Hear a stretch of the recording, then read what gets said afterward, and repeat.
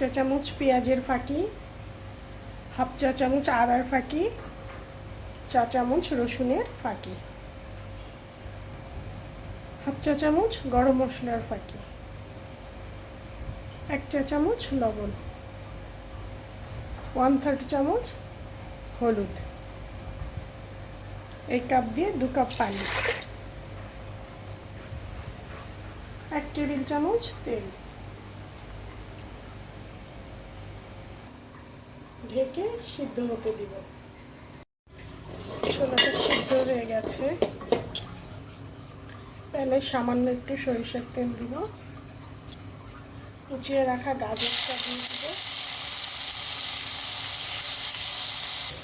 গাজরের সাথে একটু হলুদ ক্যাপসিকাম, একটু রেড ক্যাপসিকাম অ্যাড করব।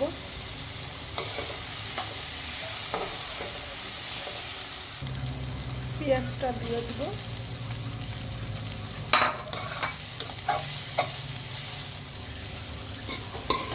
এবার ছোলা সিদ্ধটার সাথে মিক্স করে দেব।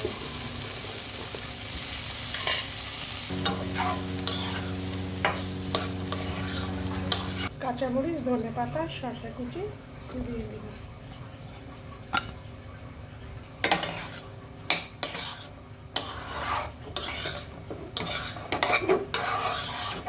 একটু চাট মশলা দিয়ে দিব। সিদ্ধ ডিম কেটে রেখেছি, এটা দিয়ে দেব।